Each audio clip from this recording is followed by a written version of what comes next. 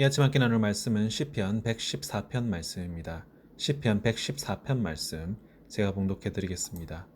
이스라엘이 애굽에서 나오며 야곱의 집이 방언 다른 민족에게서 나올 때에 유다는 여호와의 성소가 되고 이스라엘은 그의 영토가 되었도다. 바다는 이를 보고 도망하며 요단은 물러갔으며 산들은 수양같이 뛰놀며 작은 산들은 어린 양같이 뛰었도다.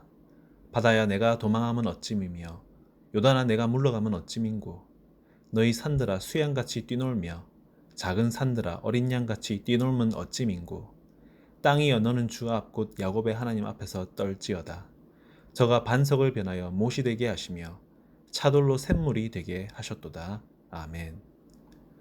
본 시는 감사 예배시로 분류되는 시로 특별히 이스라엘 민족의 선민으로서의 출발점인 출애굽의 구원 역사를 회상하며 찬양하고 있습니다.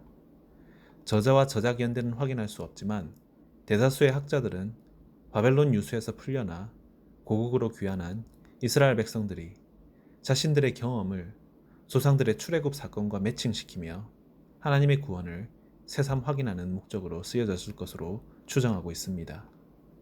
이러한 본시는 크게 두 부분으로 이루어져 있는데 전반부인 1절과 2절은 출애굽 사건의 의미를, 후반부 3절에서 8절은 출애굽 사건 과정 가운데 있는 여호와 하나님의 구원 역사를 회상하고 있습니다. 이를 통해서 우리가 얻는 영적 교훈은 다음과 같습니다. 첫 번째로, 하나님께서 당신의 백성을 구원하신 이유는 그들로 당신을 위해 살게 하시기 위해서라는 것입니다. 1절, 이스라엘이 애굽에서 나오며 야곱의 집이 방언 다른 민족에게서 나올 때에는 당연히 출애굽 사건을 일컬음입니다. 이 출애굽 사건이 중요한 이유는 이때서야 비로소 하나님께 온전히 속한 한 민족과 나라가 시작되었기 때문입니다. 그전에는 큰 민족이랬자 결국 애굽의 다스림을 받는 노예로서의 소수민족일 뿐이었습니다. 그런 보잘것없는 민족을 들어서 자신의 나라 백성으로 삼아주신 것입니다. 그 이유가 무엇일까요?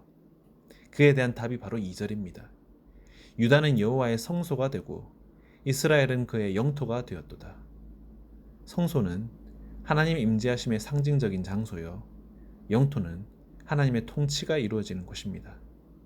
즉 이스라엘 민족을 구원해 내신 이유는 그들로 하여금 당신을 예배하는 제사장 나라요, 당신의 다스림을 받는 백성 되게 하시기 위함이었던 것입니다. 이는 또한 예수 그리스도께서 이 땅에 오셔서 우리를 구원한 이유시기도 합니다. 베드로전서 2장 9절 말씀, 너희는 택한 족속이요 왕같은 제사장들이요 거룩한 나라요 그의 소유된 백성이니 이는 너희를 어두운 데서 불러내어 그의 기이한 빛에 들어가게 하신 자의 아름다운 덕을 선전하게 하려 하심이라. 이 말씀은 정확히 오늘 시편을 두고 하신 말씀입니다.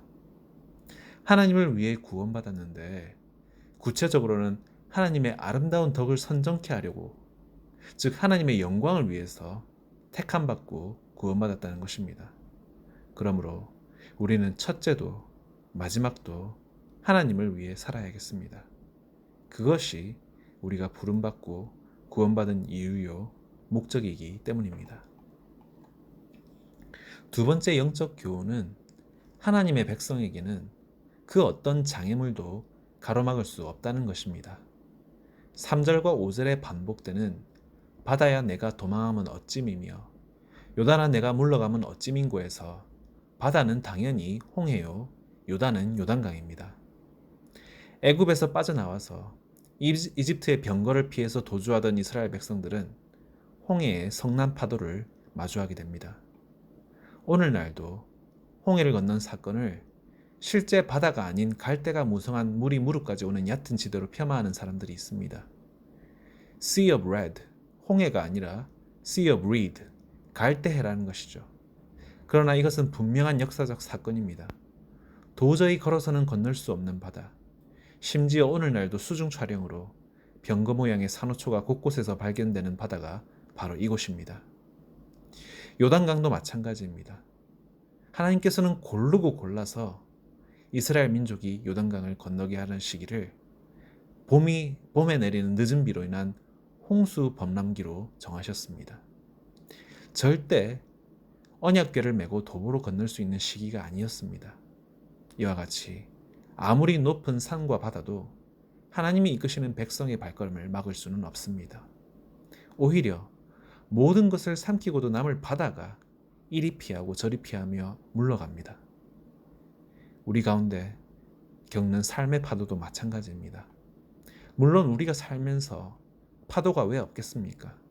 그러나 그 파도가 절대 우리를 해치 못합니다. 하나님이 함께 하셔서 그 파도들로 하여금 우리를 피하게 하시기 때문입니다. 하나님의 백성은 세상이 감히 감당치 못합니다.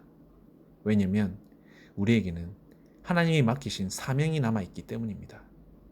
그러므로 하나님의 은혜와 능력을 확신하며 인생의 장애물들을 뛰어넘고 정복하는 강한 믿음의 용사들 되시기를 축복합니다. 마지막 세 번째는 우리가 죽을 수밖에 없는 아무 소망 없던 상태에서 언약 백성으로서 소망과 축복을 누리게 된 것은 전적으로 하나님의 권능의 역사의 결과라는 것입니다. 8절 저가 반석을 변하여 못이 되게 하시며 차돌로 샘물이 되게 하셨도다에서 가리키는 사건은 우리가 잘 아시다시피 모세로 지팡이로 바위를 쳐서 물을 주신 사건입니다.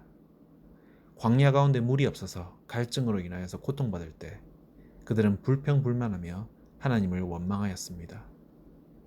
노예로 살면서 살아도 산 목숨이 아닌 처지였던 그들을 구해주셨음에도 불구하고 그들은 감사할 줄 모르고 조금만 난관과 장애물을 만나면 하나님 탓과 모세 탓하기 바빴던 불경한 백성들이었습니다. 그런 그들에게 바위를 쳐서 물을 주신 것입니다. 어딜 깨뜨려야 물이 나올 줄 알고 곡괭이도 아니고 기껏 나무지팡이 하나로 물이 터졌다는 것입니다. 이 일은 온전히 하나님의 권능의 팔로서만 되어진 일입니다. 그런데 여기서 비단 바위에서만 물이 터진 것이 아니었습니다. 완고한 바위 같은 죄인의 심령에서도 은혜의 샘물이 터졌습니다. 차돌처럼 단단하게 굳어서 완악하고 강팍하기 이를 데 없는 우리의 마음이 하나님의 권능의 역사로 생명이 솟샘되는 샘물이 되게 하신 것입니다. 우리가 구원받고 변화된 것은 우리의 공로로 된 것이 아니라 전적으로 하나님이 베푸신 은혜의 결과라는 것입니다.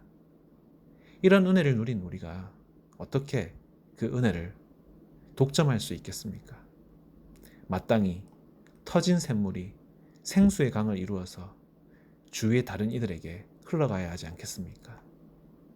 바라기는 차돌 같은 인생이 변화되어진 것은 하나님의 권능의 역사 덕분이었음을 늘 기억하면서 변화된 삶이 매일 솟아나오는 샘물처럼 끊임없이 새롭게 될 수 있도록 변화의 영이신 성령님을 더욱 의지하는 은혜를 누리시는 모든 성도님들 되시기를 주님의 이름으로 축원합니다. 함께 기도하겠습니다. 사랑과 은혜가 풍성하신 하나님 아버지, 우리를 구원하심은 보좌에 앉으신 어린 양을 찬양하고 예배하며 영광 돌리게 하심임을 다시 한번 확인합니다. 또한 우리의 존재 목적과 이유와 가치는 제사장 민족이요 다스림받는 백성임 또한 깨닫게 됩니다.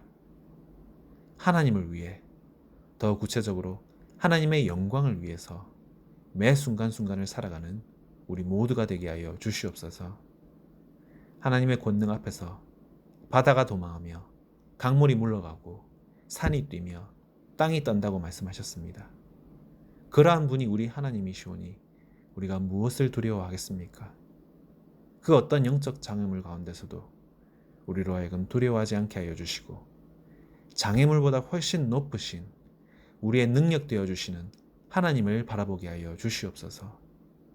죄의 노예요 완악한 차돌이었던 인생을 변화시켜 주시고 다른 인생들까지 변화시키는 샘물로 사용하여 주시는 주님, 그 부르심에 합당한 삶을 살아드릴 수 있도록 오늘 한 날도 우리로 하여금 성령 충만하게 하여 주시옵소서.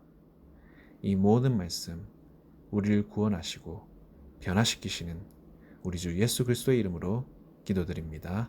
아멘.